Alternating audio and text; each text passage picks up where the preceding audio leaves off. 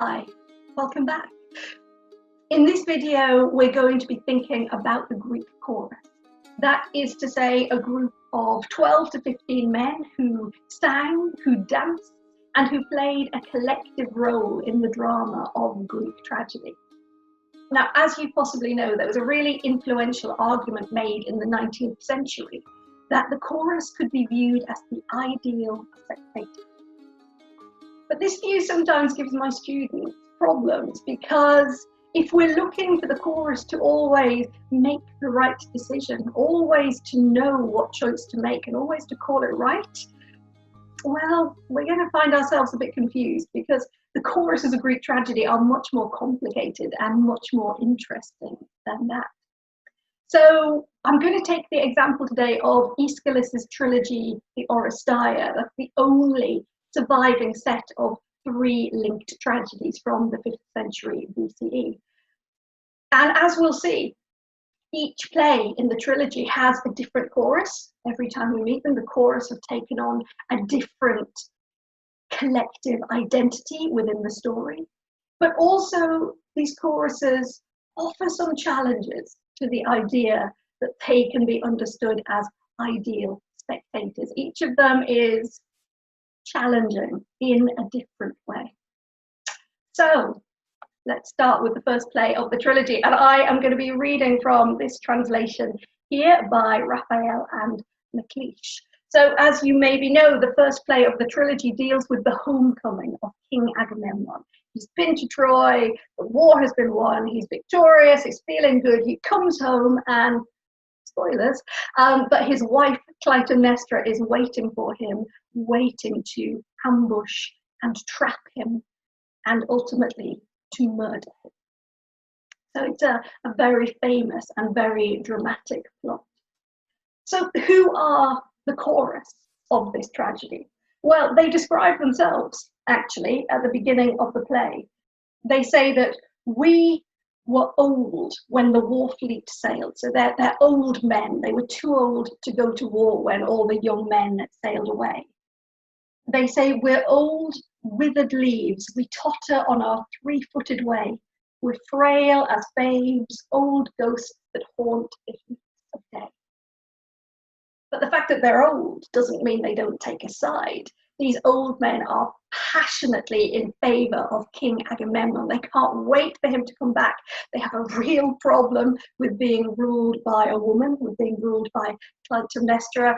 They are absolutely determined that the king coming back is the right thing to happen and that he is going to resolve all the problems that have beset the kingdom in his absence. So it ought to be a great play for them, except that Queen Clytemnestra has different ideas. And what's really interesting about this fiercely loyal, very conservative chorus of old men is that at the end of the play, when the king is murdered and when we hear his death cries emanating from behind the closed doors of the palace, they sort of have a collective breakdown. It's a moment unlike anything else in surviving tragedy, when the chorus really can't seem to decide what to do. And it almost sounds as if they break into different groups, as if they start to fight among themselves about the right course of action. Here's what they say. This is no time for discussion. While we waste time, they act. How can we tell what to do? Deeds, not words, rule now. It's true, no word of ours will bring the dead to life again. You mean we should save our skins and bow to murderers? Never, I'll not endure it. Death before tyranny. Are we sure the king is dead? It's a really interesting, tense, dramatic moment as the king is dying. The chorus stand on his doorstep and dither and cannot figure out what it is that they need to do to save the day. It's a moment that maybe challenges some of our inherited views about exactly how ideal the chorus might be in their judgments and their responses. Then if we move on to the second play in the trilogy, which in English tends to be called Libation Bearers, the chorus have another identity again.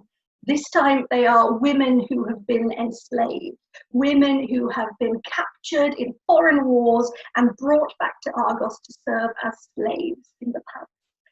And this chorus do not even pretend to be unbiased witnesses to what is going on. They have a point of view.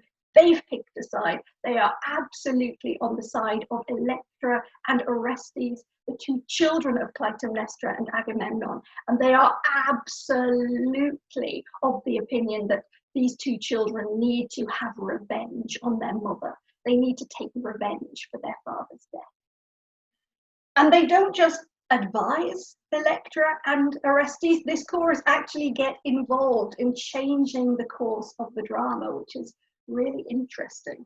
There is a moment when a message is going to be taken to Aegisthus, and Aegisthus is the usurping king. He is the new partner of Clytemnestra. So a message is going to be taken to him, and the chorus stop the nurse who is going to carry the message, and they say, wait, don't tell him the truth. Tell him a lie. Tell him something slightly different. Instead of telling him to come with all his weaponry, give him a different message.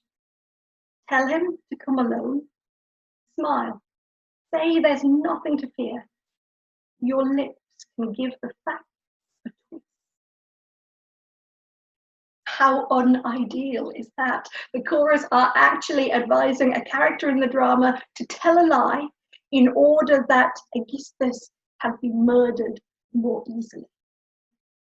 A really challenging and intense moment in the play, and another moment that might give us a prompt to rethink some of our understandings of who the chorus are and what they might do.